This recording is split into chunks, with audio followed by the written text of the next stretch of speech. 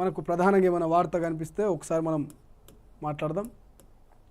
ఎస్గా ఈ ప్రణీత్ రావుకు సంబంధించి ఫోన్ ట్యాపింగ్ కేసులు మనకు ప్రధానంగా కనిపిస్తున్నాయి. సమయం తక్కువగా ఉంది కాబట్టి ఒక్కసారి నమస్తే తెలంగాణలో చూద్దాం.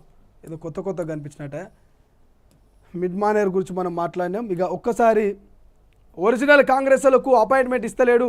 ఇక వేరే పార్టీల నుంచి వచ్చిన వాళ్ళకే పెద్దపీట. రేవంత్ తీరుతో కార్యకర్తలు బాధపడుతున్నారు. తన స్థాయిని తానే తగ్గించుకుంటున్నారు. ఆయన చుట్టూ భజన పరులు వచ్చి చేరారు. సీఎంలో మార్పు రావాలని మొక్కుకుంటున్న కాంగ్రెస్ సీనియర్ నేత విహెచ్ మండిపాటు. ఒరిజినల్ కాంగ్రెస్ పార్టీ నేతలకు సీఎం రేవంత్ రెడ్డి అపాయింట్మెంట్ ఇస్తలేడు. అదే ఇతర పార్టీల నుంచి వచ్చిన వారిని మాత్రం వెంటనే కలుస్తున్నాడు. ఆయన తీరుతో కాంగ్రెస్ కార్యకర్తలు బాధపడుతున్నారు అని కాంగ్రెస్ సీనియర్ నేత వి హనుమంతరావు విమర్శించారు. అసలైన కాంగ్రెస్ వాదుల్ని పట్టించుకోవడం లేదని ఆరోపించారు. ఇది కాంగ్రెస్ పార్టీకి నష్టం చేస్తుందని హెచ్చరించారు.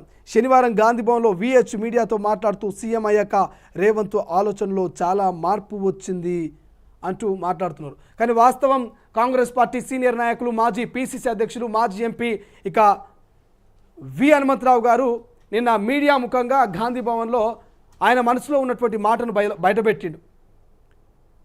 పార్టీ కోసం ఎంతో కష్టపడ్డా, 2 సార్లు ముఖ్యమంత్రి అయ్యే అవకాశం వచ్చినా నేను తీసుకోలే. సీనియర్ నాయకుడిగా నీకు గతంలో విమర్శించిన, నిన్ను ప్రోత్సహించి ఈ స్థాయి వరకు తీసుకొచ్చిన కాంగ్రెస్ పార్టీ ఒక ఐక్యంగా ఉండడంలో నాదొక పాత్ర అంటూ ఆయన బాధపడ్డాడు. ముఖ్యమంత్రి హోదాలో ఉన్నటువంటి రేవంత్ రెడ్డి గారు, మీ హోదాను తగ్గించుకోకండి, మీ దగ్గరికి అందరూ రావాలి, కానీ మీరు వాళ్ళ దగ్గరికి వెళ్ళి పార్టీలో చేర్చుకోవద్దంటూ ఆయన హితవు పలికే ప్రయత్నం చేశాడు. కానీ వి హనుమంతరావు గారు చెప్పింది 100కి 100 నిజం.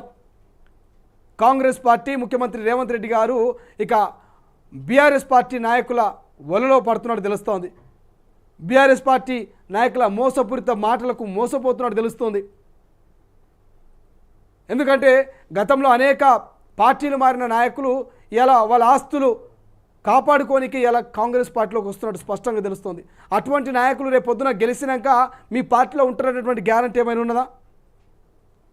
నిజంగా జెండా మోసి, చెమట దారబోసి, రక్తం దారబోసి కష్టపడే కార్యకర్తలకు, నాయకులకు కాంగ్రెస్ పార్టీలో అధికారంలోకి వచ్చినాక విలువ ఉన్నదా?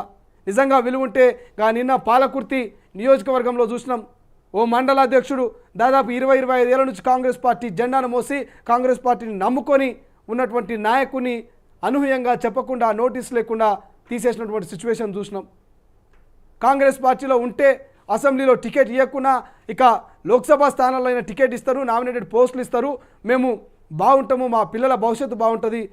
కాంగ్రెస్ పార్టీ 10 ఏళ్ల పాటు ప్రతిపక్షంలో ఉండి మేము కేసులు, అనేక ఇబ్బందుల పాలైనటువంటి కార్యకర్తలు, మేమందరికీ కూడా సముచిత న్యాయం కల్పిస్తున్నటువంటి నమ్మకం ఉన్నటువంటి నాయకులు ఇవాళ ఇతర పార్టీ నాయకులకు అవకాశం కల్పించేసరికల్లా, ఇతర పార్టీ నాయకులకు అపాయింట్మెంట్ ఇచ్చి వాళ్ళతో చొరవగా ఉండేసరికల్లా వాళ్ళ గుండెలన్నీ కూడా బగ్గుమంటున్నాయి. ఇదే విహెచ్ గారి మీద అనేక కేసులు గత 10 ఏళ్ల పాటు ప్రతిపక్షంలో ఉండి అధికార పార్టీ అయినటువంటి బీఆర్ఎస్ మీద కొట్లాడితే అనేక కేసులు ఉన్నాయి.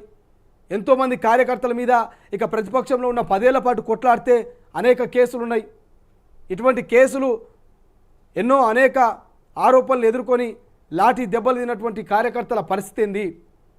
ఒక్కసారి రేవంత్ రెడ్డి గారు ఆలోచించాలి. మోసపూరిత ఇతర పార్టీ నాయకుల మాటలు నమ్మి సొంత పార్టీ క్యాడర్ను, కార్యకర్తల్ని మోసం చేయొద్దనేది స్పష్టంగా తెలియజేస్తూ ఉన్నాం. చూద్దాం ఏం చేస్తుందో మరి సొంత పార్టీ నాయకులు. మొన్న Niranjan, senior vice president Niranjan కూడా మల్లికార్జున ఖర్గేకి లేఖ రాసిరు.